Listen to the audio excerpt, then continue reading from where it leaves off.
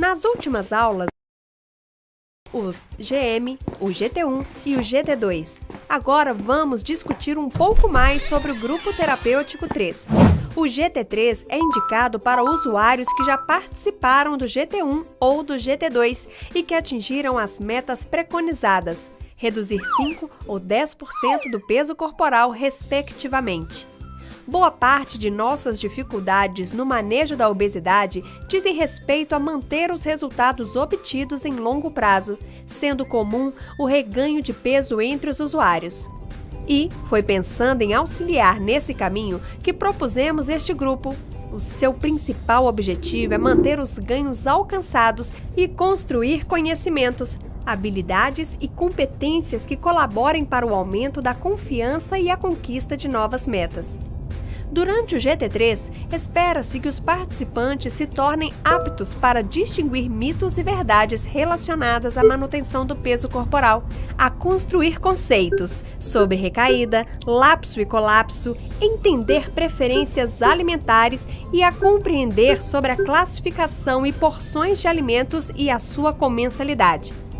As atividades propostas para o GT3 visam trabalhar as seguintes habilidades e competências: o planejamento de ações para o autocuidado, o reconhecimento das motivações e expectativas para o tratamento da obesidade, a busca por experiências exitosas anteriores como reforço positivo para novas mudanças, o desenvolvimento de atitudes positivas para atuar nas recaídas, a identificação da importância do apoio físico e social para manter os ganhos obtidos e prevenir recaídas, a construção de forma partilhada com o outro de saberes, práticas e soluções para o enfrentamento da obesidade, a identificação de barreiras objetivas e subjetivas à manutenção do peso corporal e a proposição de ações para evitar e superar recaídas. E, por último, a culinária como estratégia saudável de cuidado com a saúde e com o corpo e como forma de exercitar a autonomia. Lembre-se, a meta do GT3 é a manutenção dos resultados alcançados, tanto relativos ao peso corporal, quanto de comportamentos e aspectos relacionados à saúde, como a melhora dos hábitos alimentares e do bem-estar, e o aumento na prática de atividade física, além, claro, da continuidade dessas mudanças. A proposta de duração do GT3 é de 6 meses, com frequência regressiva de encontros, ou seja, no primeiro e segundo mês eles são quinzenais, no terceiro e quarto mês são mensais, já no quinto e sexto mês eles são bimestrais. São propostas 8 atividades presenciais e 4 não presenciais, com avaliação no início e ao final do grupo. Algumas atividades do GT1 e do GT2 se repetem no GT3, porém, existem aquelas exclusivas que possibilitam ao usuário reconhecer e superar as recaídas e refletir sobre novas possibilidades de mudanças. Um exemplo de atividade que se repete neste grupo é a oficina 1. O que me traz aqui? Contudo, perceba que, apesar da estratégia educativa ser a mesma que foi utilizada no GT1 e no GT2, as vivências e expectativas dos participantes são diferentes. Vamos agora conhecer algumas estratégias exclusivas do GT3? Como o objetivo deste grupo é manter os ganhos obtidos, aqui também são priorizados os processos comportamentais para instrumentalizar o usuário para novas mudanças e para superar as recaídas. Por exemplo, a segunda atividade presencial proposta para este grupo é a oficina Todo o Corpo se Move. Seus objetivos são focados em compreender como se processam as recaídas e como experiências exitosas anteriores podem ser úteis na retomada do comportamento. Para isso, trabalham-se os conceitos de recaída, lapso e colapso, reconhecendo assim a recaída como parte do processo de aprender um novo comportamento. Na atividade de aquecimento da oficina, os participantes fazem uma caminhada pela sala com diferentes intensidades, orientadas pelo facilitador. Dessa forma, pretende-se exemplificar como o movimento do corpo é relacionado com a vida. Há momentos de calmaria, de correria, aqueles em que paramos e os que temos recaídas. Em seguida, o facilitador apresenta os conceitos de lapso, colapso e recaída, instigando os participantes a relatar situações de vida em que ocorreram tais situações e quais foram as estratégias que adotaram para superá-las. Esses conceitos, tão importantes, são apresentados no referencial teórico da oficina e abordados no roteiro com linguagem acessível para diferentes públicos. Não deixe de consultar as referências indicadas e procure sempre adaptar a atividade educativa à sua realidade. Vamos agora conhecer as mensagens por aplicativo. Elas possuem o objetivo de reconhecer os assuntos abordados nos encontros anteriores e motivar a participação no próximo encontro. Esta é a mensagem Reagir às recaídas, enviada logo após a segunda ação presencial. Todo o corpo se move. Estamos orgulhosos de seu esforço para chegar até aqui. Sabemos que você enfrenta dificuldades para manter as mudanças, mas o grupo existe para apoiar você. Conte conosco.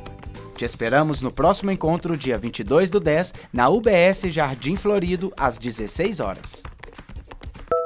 Mas, caso no seu grupo não seja possível utilizar aplicativo de mensagens, no caderno de atividades você encontrará sugestões para ligação telefônica ou mesmo uma mensagem por escrito com o mesmo tema. Fique atento! Essa atividade não presencial deverá ser realizada de maneira diferente para os participantes que foram e para os que não foram no último encontro. Para os que faltaram, é importante dizer o quanto fizeram falta no grupo, além de instigar a participação deles. Agora, vamos relembrar o encaminhamento do participante após o fim do GT3. Em caso de dúvidas, consulte o capítulo 5 do instrutivo e a estratégia para o cuidado da pessoa com obesidade no SUS. Após a reavaliação do participante feita na última ação do ambiente, o profissional deve verificar se os usuários atingiram as metas do GT3. Caso sim, eles devem receber alta das atividades coletivas, permanecer em acompanhamento longitudinal pela equipe de saúde da família ou equivalente, e manter a prática de atividade ou exercício físico com acompanhamento profissional. Já aqueles que não atingirem a meta deverão ser encaminhados para o atendimento individual compartilhado. Agora que você já conhece todos os tipos de grupos do instrutivo, vamos fazer um exercício de revisão?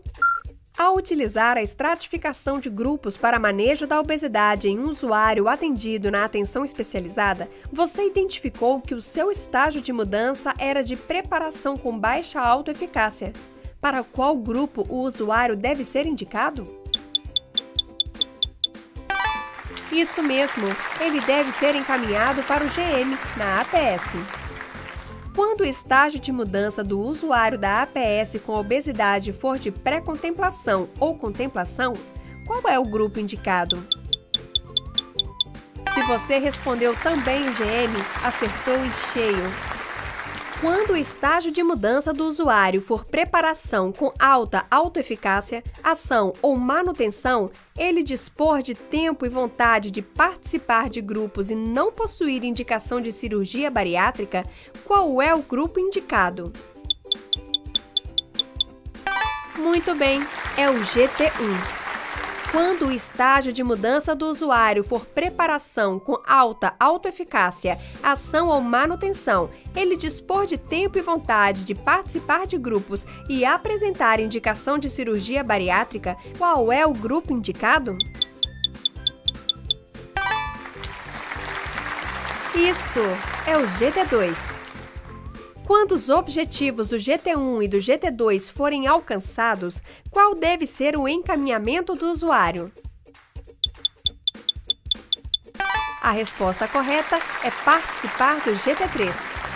Esperamos que conhecer as particularidades dos grupos tenha deixado você mais confiante para aplicar as atividades em sua unidade, ofertando o melhor cuidado aos usuários com obesidade. Entretanto, não se esqueça, a metodologia de grupo é apenas uma proposta que deverá ser adaptada conforme a sua realidade local e as necessidades dos usuários. Além disso, o acompanhamento da ESF ou equivalente e a prática de atividade ou de exercício físico devem ser longitudinais durante todo o tratamento. Para colocar em prática a estratégia, organize os processos de trabalho, busque apoio dos colegas e do gestor e enfrente este desafio de reestruturar o cuidado ofertado para as pessoas com obesidade no seu território.